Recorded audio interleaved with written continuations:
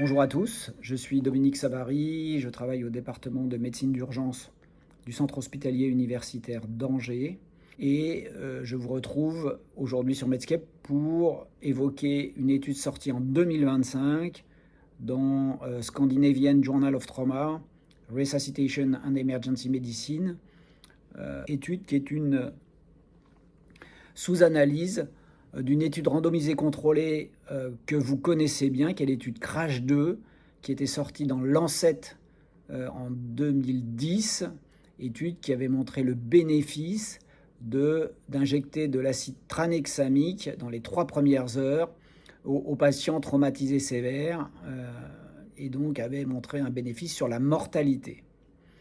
Et donc les auteurs se sont intéressés dans cette cohorte de patients à un test assez simple qui est le temps de recoloration cutanée centrale.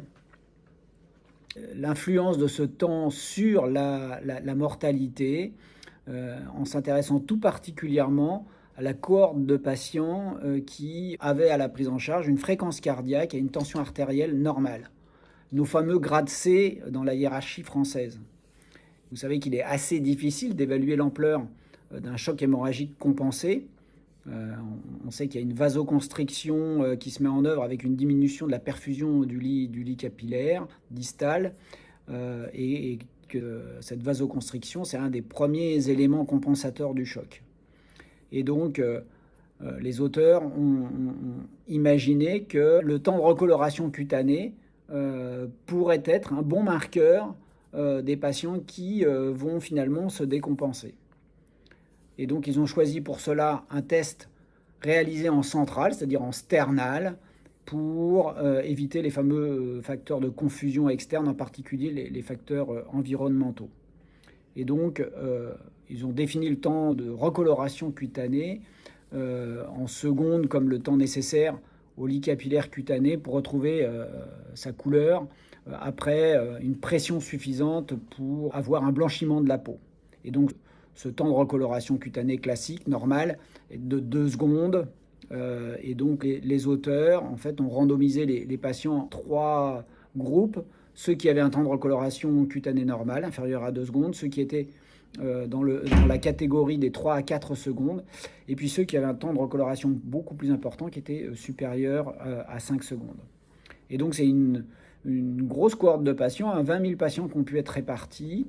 Et donc, ils ont retrouvé parmi ces patients 35% de patients qui avaient un temps de recoloration cutanée normal, 48% qui avaient un temps de recoloration un peu allongé, entre 3 et 4 secondes, et puis plus de 16% de patients qui avaient un temps de recoloration allongé de 5 secondes. Et donc, ils ont montré que le risque de décès était significativement associé à un temps de recoloration cutanée allongé, avec un odds ratio pour le temps 3-4 secondes de 1,7 et un odds ratio de 3,2 pour les patients qui avaient un temps de recoloration allongé supérieur à 5 secondes. Ils ont montré aussi que chez ces patients avec un temps très allongé, il y avait un risque accru de transfusion sanguine, bien sûr, de chirurgie et puis d'événements thromboemboliques. Et donc, je trouve que c'est particulièrement intéressant chez les patients avec des signes vitaux stables, tension artérielle et fréquence cardiaque normale, d'avoir cet indicateur d'une hypoperfusion, mais surtout d'un choc compensé.